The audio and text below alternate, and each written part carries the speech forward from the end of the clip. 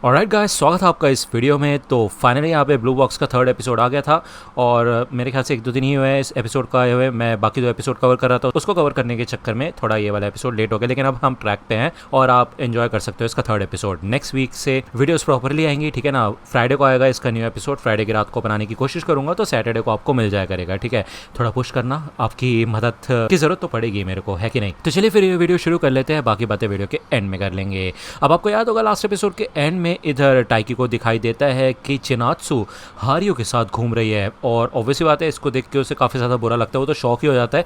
तो हिना कहती है अरे यार ज्यादा मत सोचो, वो बस दोस्त हैं, अब हम दोनों भी तो साथ मिलकर घर जा रहे हैं ना। तो बिल्कुल वैसे ही वो लोग भी जा रहे हैं, तो ज्यादा सोचो मत इस बारे में, ठीक है। तो ये दोनों यहाँ से खुशी खुशी जाने लग जाते हैं, ओके। लेकिन स्कूल में अगले दिन आने के बाद टाइकी ये नोटिस करता है कि हारियो सच में काफी ज्यादा क्लोज हो चुका है चिनात्सु के। हिना बताती है कि ये दोनों ही एक ही क्लास में है, दोनों साथ ही बैठते हैं और क्लास रिप्रेजेंटेटिव के तौर पे भी दोनों को चूज किया गया है, ठीक है। और ये सुन के तो टाइकी और भी ज्यादा डिप्रेस हो जाता है। तो हिना कहती है अरे यार चिंता मत करो, तुम्हें याद है ना चिनात्सु सेनपाई ने कहा था कि वो बस बास्केटबॉल पे फोकस करना चाहती है, तो उनका ऐसा कोई मतलब नहीं होगा, ठीक है। तो टाइकी कहता है यार लेकिन अपने आप को रोक तो ना सकता कोई भी इंसान प्यार में पड़ने से। अब यहाँ पे कोचेज होते हैं, वो लोग बात करते हैं कि कैसी लग रही है इस साल की बैडमिंटन टीम। तो वो बताते हैं कि थर्ड ईयर के अंदर काफी सारे टैलेंटेड बच्चे हैं, उनके साथ हारियो भी है, ठीक है। और हारियो तो भाई अलग ही लेवल पे है, उसके पास पोटेंशियल है कि वो नेशनल स्टेज पे जा सकता है, ठीक है। वो बताते हैं कि इसके अलावा उसे टाइकी से भी काफी ज्यादा उम्मीदें होती है। इधर जब टाइकी अपना काम कर रहा होता है तो बॉल उछलती हुई आती है और चिनात्सु ये बॉल लेने के लिए जब आती है तो टाइकी काफी फॉर्मेलिटी से बात करता है,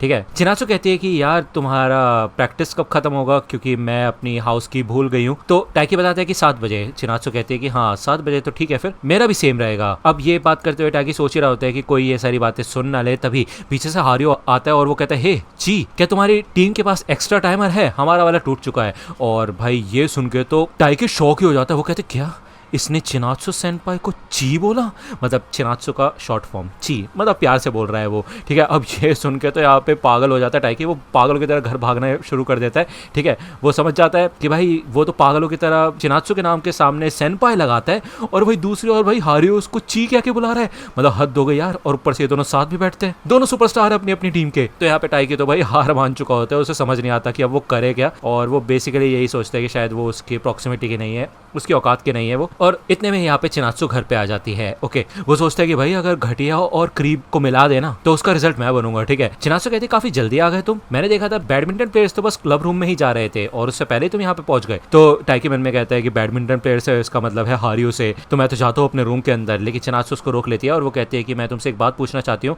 मुझे काफी एम्बैरस फील होगा अगर मैं गलत हुई तो, लेकिन क्या तुम घर भाग के आए हो, क्योंकि तुम्हारे चेहरे पे पसीना है और तुम काफ़ी थके हुए लग रहे हो। कहीं तुमने ऐसे इसलिए तो नहीं किया कि अगर बाई चांस मैं गलती से तुमसे पहले यहाँ पे पहुँच गई तो मुझे बाहर बैठ के वेट करना पड़ेगा और मुझे बाहर ना वेट करना पड़े, इसलिए तुम मुझसे पहले यहाँ पे आ गए। तो यहाँ पे टाइकी सोचता है कि यार वो इतना ज़्यादा सोचती है उसके बारे में, ठीक है। तो यहाँ पे उठ के खड़ा हो जाता है, वो कहता है नहीं तुम बिल्कुल गलत हो, मैं तो बस अपनी ट्रेनिंग को बढ़ावा दे रहा था और इसलिए भाग के मैं आया, अब मैं दोबारा से रनिंग करने के लिए जा रहा हूँ। तो यहाँ पे फिर से बाहर निकल जाता है रनिंग करने के लिए, ठीक है। वो यहाँ पे अपने आप को हारियो से कंपेयर करता है कि वो उसका बिल्कुल भी मैच नहीं है, ठीक है। अब यार टाइकी यही सोचता है कि उसको इस बात से कोई फर्क नहीं पड़ना चाहिए कि लोग उसे क्या बुला रहे हैं या फिर वो किसके साथ घूम रही है, ठीक है। अगर वो इस बारे में सोचेगा तो उसकी वाट लग जाएगी, वो पागल हो जाएगा। इस समय उसको इंटर डिपार्टमेंटल मैचेस के ऊपर ध्यान देना चाहिए, ठीक है। अगले दिन यहाँ पे हमें दिखाया जाता है स्कोर बोर्ड, जहाँ पे टाइकी कंटिन्यूसली अपने लेवल के बंदों से जीत चुका होता है, लेकिन भाई हारियो अपने अलग ही लेवल के ऊपर होता है, ठीक है। ये लोग जब यहाँ से आते हैं तो हारियो और चिनात्सु इधर होते हैं, नॉर्मल बात कर रहे होते हैं, ठीक है।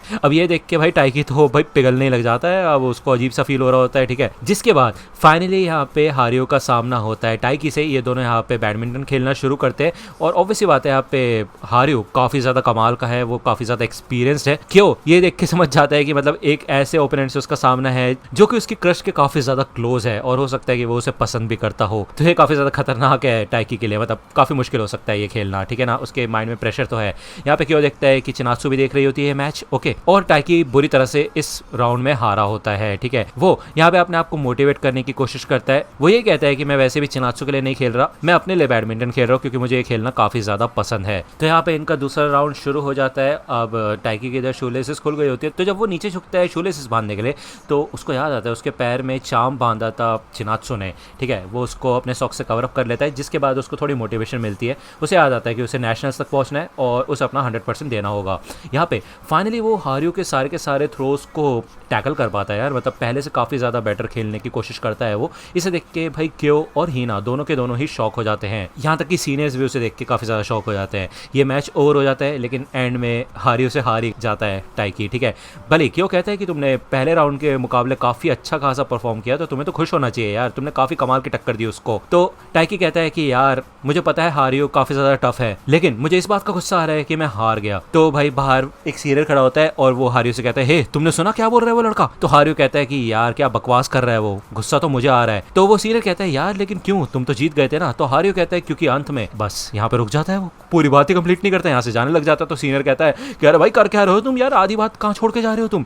दूसरा यहाँ पे टाइकी भी सोचता है कि यार हारियो की जो स्पीड है, टेक्निक है, वो काफ़ी ज़्यादा कमाल की है, उसके पास काफ़ी ज़्यादा एक्सपीरियंस है। जब वो ये सारी बातें सोच रहा होता है तभी चिनात्सु पीछे से आती है और वो कहते हैं कि हे जल्दी चलो मेरे साथ चलो, सूरज डूबने वाला है। तो ये लोग यहाँ पे एक पार्क के अंदर आ जाते हैं। तो बेसिकली चिनात्सु अपने साथ बैडमिंटन लेके आई होती है और वो कहती है कि याद है ना तुमने कहा था कि हम दोनों किसी दिन साथ में खेल सकते हैं बैडमिंटन। तो टाइकी सोचते क्या बात है यार, इसको ये बात याद थी। तो ये लोग यहाँ पे खेलना शुरू करते हैं लेकिन चिनात्सु भाई थ्रो भी नहीं कर पाती है यार, उसको बिल्कुल भी नहीं आता। तो टाइकी उसको एक सजेशन देता है जिसके बाद इंस्टेंटली वो यहाँ पे थ्रो कर पाती है। चिनात्सु कहती है यार सच में तुम काफी कमाल के हो। ये दोनों यहाँ पे खेलना शुरू कर देते हैं और हारियो वाले मैच के बारे में बात करते हैं। अब टाइकी कहता है कि यार इस बारे में बात मत करो, मेरे को एम्बैरेसिंग फील हो रहा है। लेकिन चिनात्सु कहती है यार तुम तो काफी अच्छा खेले, मतलब पहले राउंड में तुम थोड़ा स्लो थे लेकिन सेकंड राउंड में तुमने काफी बेहतर पॉइंट स्कोर किए। तो चिनात्सु को पूरा भरोसा होता है कि नेक्स्ट टाइम जब वो खेलेगा तो वो जरूर जीत पाएगा और ये सुन के यहाँ पे टाइकी को अच्छा लगता है। अब वो देखते हैं यहाँ पे चिनात्सु को एक मैसेज आता है और उसके बैग पे एक चार्म लगा होता है जिसके ऊपर ची लिखा होता है।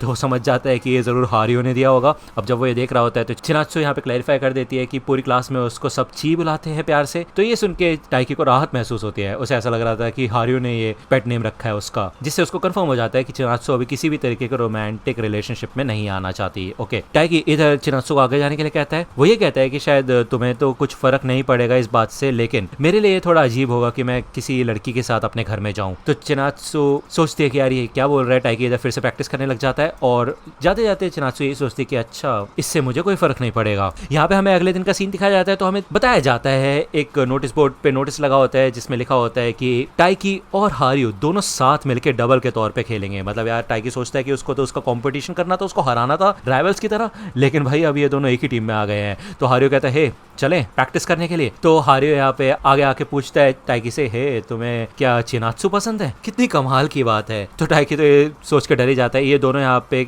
बहुत बुरी तरह से खेलना शुरू कर देते हैं, मतलब हारियो उसकी वाट लगा के रख देता है। वो कहता है क्या इतनी जल्दी थक गए, बता देना अगर थक जाओ तो, मैं नहीं चाहता कि तुम बेहोश हो जाओ। और वैसे भी मैंने तो नहीं देखा कभी ची को ऐसे नखरे मारते हुए कि वो थक गई है या फिर खेलना नहीं चाहती। मुझे एक बात तो अच्छे से पता है कि जिस बंदे को भी वो डेट करेगी ना वो उसकी तरह ही कूल और टफ होगा। तो ये सुन के यहाँ पे भाई टाइकी खेलना शुरू करता है। अब वो क्लासरूम में आता है तो उसकी भाई धज्जियां उड़ी पड़ी होती है। वो बताता है कि यार हर समय हारियो उसको बुरी तरह से फिजिकली ट्रेनिंग देता रहता है और उसकी वाट लग गई पिछले एक हफ्ते में। बस क्लासरूम ही एक जगह है जहाँ पे उसको रेस्ट करने का मौका मिलता है। क्यों कहता है वैसे मुझे लग नहीं रहा था कि हारियो तुम्हें इतनी बुरी तरह से ट्रेन करेगा, क्योंकि वो टीम प्लेयर टाइप तो है नहीं बंदा। तो हिना कहती है अच्छा इसका तो ये है कि वो तुम्हें ये दिखाना चाहता है कि अगर तुम मेरी बंदी के पीछे ऐसे ही पड़े रहे तो तुम्हारी यही वाट लगाऊंगा मैं, ठीक है। अब यहाँ पे भाई हारियो और टाइकी दोनों जब खेलना शुरू करते हैं तो हारियो से एक टिप देता है। वो कहता है कि देखो यार इधर ओपोनेंट एक बैक हैंड टेस्ट करने वाला था, ठीक है, मतलब सेटअप कर रहा था वो, और तुमने इजी थ्रो दे दिया। कोशिश किया करो कि इजी हिट्स मत मारा करो, ओके। अगर तुम ऐसा करते रहोगे, इजी शॉट्स ढूंढते रहोगे तो तुम कभी भी इंप्रूव नहीं कर पाओगे, ठीक है।